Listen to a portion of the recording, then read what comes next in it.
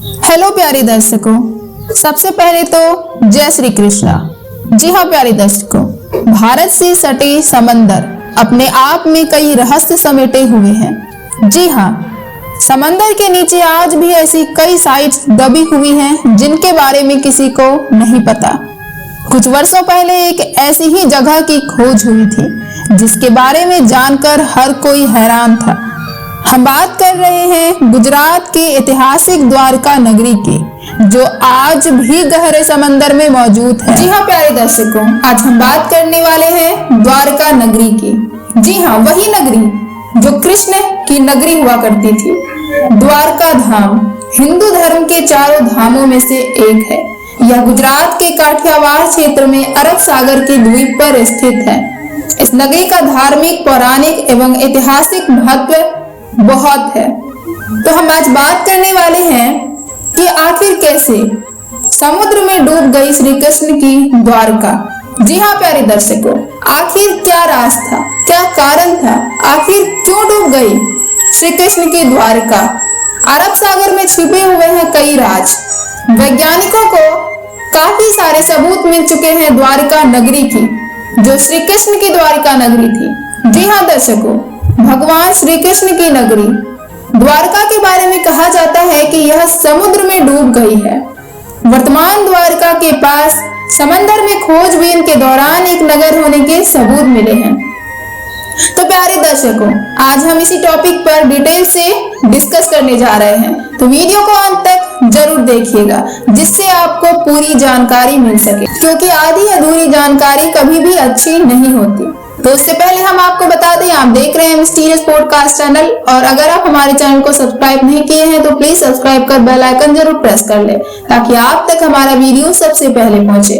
और सबसे जरूरी बात, लाइक करना बिल्कुल ना भूलें। तो बिना देर किए हुए आइए हम स्टार्ट करते हैं। Then let's get started. Shri Krishna भगवान विष्णु के 8वें अवतार माने जाते हैं। मथुरा में कई वर्षों तक उनके नाना उग्रसेन ने शासन किया। कृष्ण राजकाज में उनकी मदद किया करते थे।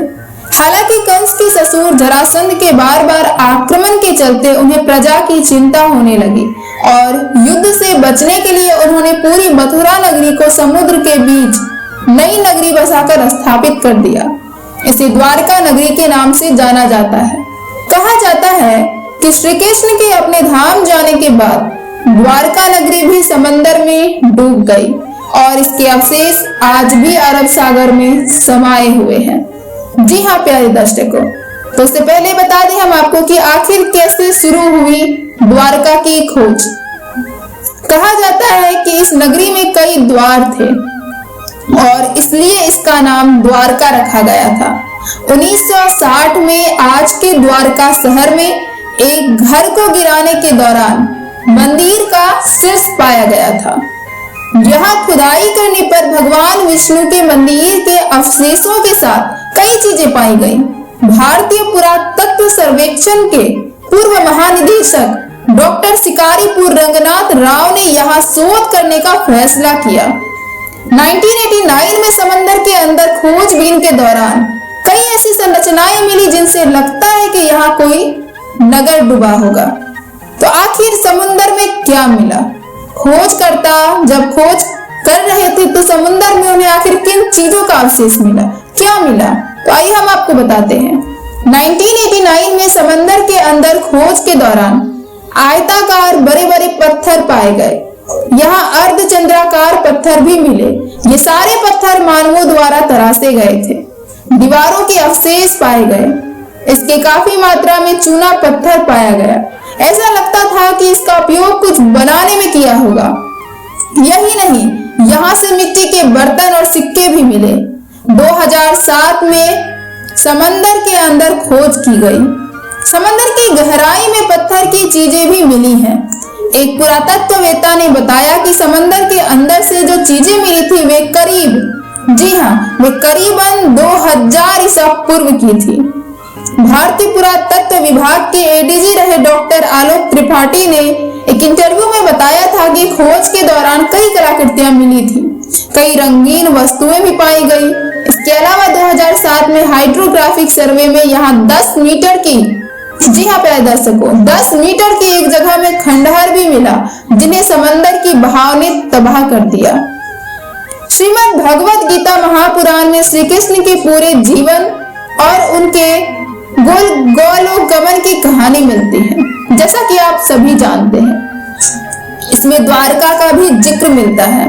इसके अलावा महाभारत में द्वारका के बारे में विस्तार से बताई गई है। महाभारत में कहा गया है कि युद्ध के बाद कौरवों की माता गांधारी, जी हाँ, कौरवों की माता गांधारी ने श्री कृष्ण के वंश का सर्वनाश होने का श्राप दिया था। इसके बाद पूरा यदु वंश खत्म हो गया और द्वारका नगरी भी समंदर में डूब गई। वहीं दूसरी कहानी यह है कि श्री कृष्ण के पुत्र सांब ने ऋषियों के सामने गर्भवती स्त्री का वेश रखकर उनसे बच्चे का भविष्य पूछा था। इस पर क्रोधित हुए ऋषियों ने श्राप दिया कि पूरे यदुवंश का नाश हो जाएगा। द्वारका तीर्थ यात्रियों के लिए 7 अहम पवित्र स्थानों में से एक है, जैसा कि आप सभी जानते हैं।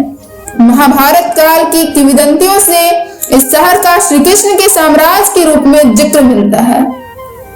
कहा जाता है कि ये शहर श्री कृष्ण की मृत्यु के बाद ही जलमग्न हो गया था। द्वारका मंदिर के पुरोहित मुरली ठाकुर कहते हैं कि भगवान कृष्ण इस शहर में 100 साल तक रहे। द्वारका 84 वर्ग किलोमीटर इलाके में फैला हुआ किलेबंद साम्राज्य था, जो गोमती नदी के किनारे स्थापित था और गोमती का यहाँ हिंद महासागर में संगम होता है। द्वारका मंदिर, जी हाँ, द्वारका मंदिर के प्रबंधक नारायण ब्रह्मचार्य कहते हैं कि जब भगवान कृष्ण इस दुनिया को छोड़कर गए तो समंदर के पानी ने द्वारका को अपने में समा लिया। भारत के तीसरे, जी हाँ, महाभारत के तीसरे अध्याय में वर्णित है कि जब श्री कृष्ण 125 साल बाद इस पृथ्वी से स्वर्गलोक सिधारे थे, समुद्र के देवता ने कृष्ण के महल के अलावा बाकी जमीन वापस ले ली। भगवान श्री कृष्ण ने मथुरा वृंदावन को छोड़ने के बाद समुद्र तट पर द्वारका नगरी बसाई थी। वही द्वारका जो आज गुजरात की शान है। कई खोजों के दौरान समुद्र में एक नगर डूबा होने की बात सामने आती है, जैसा कि आप वीडियो में भी देख सकते हैं। पूरी की पूरी द्वारका नगरी ही मिल चुकी है। दरअसल समुद्र में समाई यह नगरी द्वापर युग में कान्हा द्वारा बसाई गई द्वारका ही है। जी हाँ दर्शकों, जो कौरवों की माता गांधारी और ऋषियों द्वारा दिए गए शाप के कारण तहस नहस हो गई, बर्बाद हो गई और समुद्र में डूब गई। अब आपके मन में सवाल उठेगा कि भगवान की बसाई नगरी को भला ऋषि क्यों शाप देने लगे? तो आइए यहाँ जानते हैं इस घटना की पूरी वजह को। महाभारत के युद्ध में पांडवों की विजय हुई। श्री कृष्ण ने युधिष्ठिर को राजगद्दी पर बैठाया और राज से जुड़े नियम कानून उन्हें समझाकर वे कौरवों की माता गांधारी से मिलने पहुंचे। कान्हा के आने पर गांधारी फूट फूट कर रोने लगी और फिर क्रोधित होकर उन्हें श्राप दे दिया कि जिस तरह तुमने मेरे कुल का नाश किया है, तुम्हारे कुल का भी अंत हो जाएगा। इसी तरह होगा जैसे मेरे कुल का सर्वनाश हुआ है, जैसे मेरे वंश का नाश हुआ है, ऐसे ही तुम्हारे यदुवंश का नाश हो जाएगा। जी हाँ दर्शकों, ऐसा श्राप मिला। श्री कृष्ण साक्षात भगवान थे, चाहते तो इस श्राप को निष्फल कर सकते थे, लेकिन उन्होंने मानव रूप में लिए अपने जन्म का मान रखा और गांधारी को प्रणाम करके वहां से चले गए। श्री कृष्ण के पुत्र सांब अपने मित्रों के साथ हंसी ठिठोली कर रहे थे। एक यह दूसरी कहानी है। उस समय महर्षि विश्वामित्र और कण्व ऋषि ने द्वारका में प्रवेश किया। जब सांब के नवयुवक मित्रों की दृष्टि इन महान ऋषियों पर पड़ी तो वे इन पुण्य आत्माओं का अपमान कर बैठे। इन युवकों ने सांब को एक महिला के वेश में तैयार किया और महर्षि विश्वामित्र तथा कण्व ऋषि के सामने पहुंचकर उनसे बोले, यह स्त्री गर्भवती है, आप देखकर बताएं कि इसके गर्भ से क्या उत्पन्न होगा। दोनों ही ऋषि युवकों के इस परिहास से अत्यंत क्रोधित हुए और उन्होंने कहा कि इसके गर्भ से एक मूसल उत्पन्न होगा, जिससे तुम जैसे दुष्ट, असभ्य और क्रूर लोग अपने समस्त कुल का नाश कर लोगे। इस घटना का पता श्री कृष्ण को चला तो उन्होंने कहा, यह ऋषियों की वाणी है, व्यर्थ नहीं जाएगी। और अगले ही दिन सांब ने एक मूसल उत्पन्न किया। इस मूसल को राजा उग्रसेन ने समुद्र में फिकवा दिया।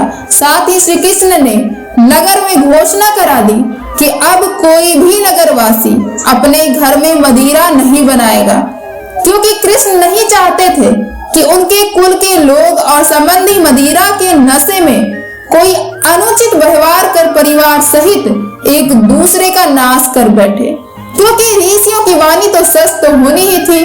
धार्मिक पुस्तकों के आधार पर महाभारत युद्ध के 36वें वर्ष में द्वारका नगरी में बहुत अपशगुन होने लगे थे। कान्हा ने सभी यदुवंशी पुरुषों को तीर्थ पर जाने के लिए कहा। इस पर सभी लोग द्वारका नगरी से तीर्थ के लिए निकल गए। प्रभास क्षेत्र में आने पर विश्राम के दौरान किसी बात पर ये लोग आपस में भिड़ गए।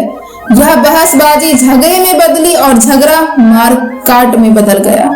इस दौरान ऋषियों का शाप इस रूप में फलीभूत हुआ कि सांब ने जिस मूसल को उत्पन्न किया था, उसके प्रभाव से प्रभास क्षेत्र में खरी एरका घास को लड़ाई के दौरान जो भी उखाड़ता, वो एरका घास मूसल में परिवर्तित हो जाती।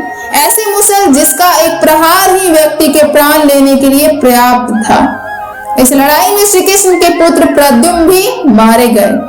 सूचना मिलते ही कान्हा प्रभास क्षेत्र में पहुंचे। अपने पुत्र और प्रियजनों को मृत देखकर श्री कृष्ण ने क्रोध में वहां खरी एरका घास उखाड़ ली और हाथ में आते ही उस घास ने मूसल का रूप ले लिया। लड़ाई में जो लोग बचे रह गए थे, जिन्होंने अपने परिजनों को मारा था, श्री कृष्ण ने एक एक वार से उन सभी का वध कर दिया। अंत में भी सिर्फ श्री कृष्ण, उनके सारथी दारुक और बलराम बचे। इस पर श्री कृष्ण ने दारुक से कहा कि हस्तिनापुर जाकर अर्जुन को यहाँ ले आओ। फिर बलराम को वहीं रुकने को कहा और स्वयं अपने पिता को इस संहार के बारे में सूचित करने द्वारका चले गए। कान्हा ने वासुदेव जी को इस नरसंहार के बारे में बताया और कहा कि जल्द यहाँ अर्जुन आएंगे। आप नगर की स्त्रियों और बच्चों को लेकर अर्जुन के साथ हस्तिनापुर चले जाइएगा।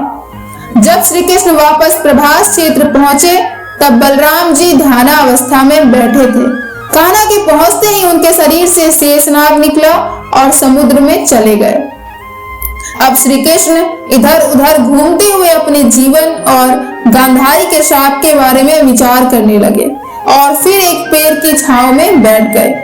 इसी समय, जी हाँ दर्शकों, इसी समय जरा नामक एक शिकारी का वाण उनके पैर में आकर लगा, जिसने दूर से उनके पैर के अंगूठे को हिरण का मुख समझकर वाण चला दिया था। जब वह शिकारी शिकार उठाने पहुंचा तो श्री कृष्ण को देखकर क्षमा मांगने लगा। कान्हा ने उसे अभयदान देकर देह त्याग दी। अर्जुन ने द्वारका पहुंचकर वासुदेव जी से कहा कि वह नगर में शेष बचे सभी लोगों को हस्तिनापुर चलने की तैयारी का आदेश दे। फिर अर्जुन ने प्रभास क्षेत्र जाकर सभी यदुवंशियों का अंतिम संस्कार किया। अगले दिन वासुदेव जी ने प्राण त्याग दिए। उस पर उनका अंतिम संस्कार कर अर्जुन सभी महिलाओं और बच्चों को लेकर द्वारका से निकल गए। जैसे ही उन लोगों ने नगर छोड़ा, द्वारका का राजमहल और नगरी समुद्र में समा गई। उसी नगरी के पिलर और अवशेषों के बारे में समुद्र से जुड़ी अलग अलग रिसर्च के दौरान जानकारी मिलती रहती है। और इनफैक्ट यहाँ ऐसा भी हुआ है कि खुद हमारे देश के प्रधानमंत्री नरेंद्र मोदी जी द्वारका नगरी समुद्र में जाकर दर्शन कर आ चुके हैं, जैसा कि आप वीडियो में भी देख सकते हैं। तो हमारे लिए इससे गौरवान्वित वाली बात क्या हो सकती है कि हम जिस कृष्ण के नाम का जाप करते हैं, जिस कृष्ण के बारे में सुनते आए हैं, उस कृष्ण की नगरी भी मिल चुकी है। हम वहां जाकर दर्शन भी कर सकते हैं, ऐसी व्यवस्था की जा रही है। तो इसके लिए इसके ज्यादा हमारे लिए और खुशी की बात क्या हो सकती है। तो दर्शकों, आज का हमारा यह वीडियो आपको कैसा लगा, कमेंट के माध्यम से अपनी राय हमसे जरूर साझा करें। और हमेशा हम आपसे रिक्वेस्ट करते हैं कि प्लीज हमें सपोर्ट कीजिए, हमारे चैनल को सब्सक्राइब कीजिए, तभी तो हमें मोटिवेशन मिलेगा हमें, तभी तो हम आपके लिए लगातार नए नए वीडियोस कॉन्फिडेंस के साथ अच्छी वीडियोस हम आपको प्रोवाइड करते रहेंगे। सपोर्ट कीजिएगा, तब तो हम आपके लिए हमेशा प्रस्तुत रहेंगे। तो प्लीज हमें सपोर्ट कीजिए, हमारे चैनल को सब्सक्राइब कीजिए ताकि आप तक हमारा वीडियो सबसे पहले पहुंचे और हमें सपोर्ट लगातार मिलता रहे। तो इसी के साथ मिलते हैं नेक्स्ट वीडियो के साथ। अभी के लिए धन्यवाद। जय हिंद, जय भारत। सुखी रहें, स्वस्थ रहें।